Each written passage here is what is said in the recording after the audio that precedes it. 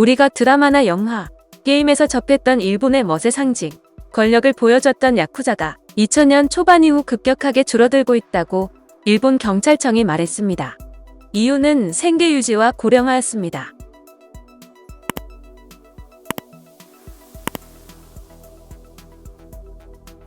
일본의 대표적인 폭력 조직인 야쿠자도 코로나19 팬데믹을 피해가지는 못해 생계 유지가 힘들어졌습니다.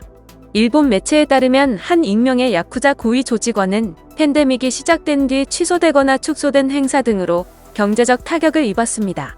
야쿠자는 도박이나 마약 밀매와 같은 불법적인 수단으로 수익을 거둬들이지만 일부 합법적인 사업 감독을 통해 돈을 벌기도 합니다. 한 야쿠자 고위 조직원은 우리는 보통 연말과 새해에 신사를 방문하는 사람들을 상대로 합법적인 장사를 해왔다. 그러나 올해는 코로나19 탓에 이러한 경제활동이 완전히 불가능해졌다면서 신사에서의 노점상을 통해 벌어들인 수익은 전년 대비 3분의 1 정도에 불과하다고 말했습니다. 이어 성수기 밤 시간에도 길에 사람이 없다. 팬데믹 이전까지는 수익이 좋았지만 지금은 전혀 그렇지 못하다고 말했습니다.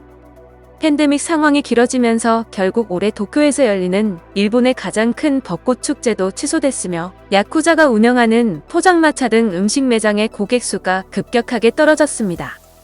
지난해 2020년 5월 영국 스카이뉴스는 야쿠자와 같은 범죄 조직들이 코로나19로 인해 뚝 떨어진 수익을 상쇄하려 마약 시가를 인상했다고 보도했습니다.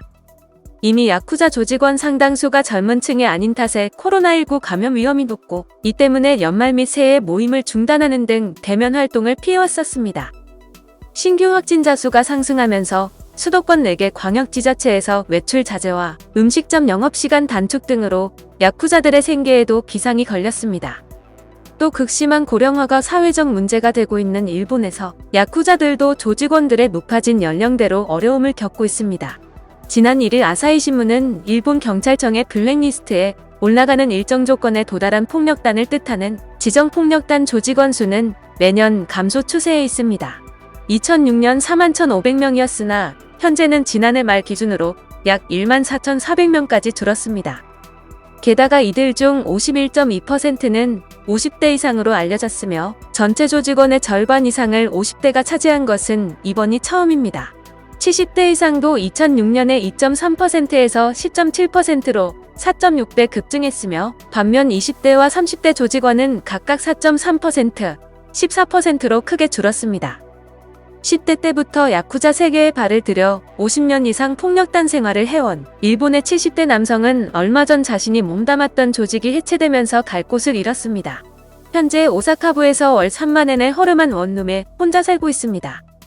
젊어서는 한때 자신의 조직을 만들어 두목 노릇을 하기도 했지만 지금은 저축이고 뭐고 남은 게 하나도 없어서 기초생활보호 신청을 2차례나 했으나 지방자치단체에서 모두 거부당했습니다.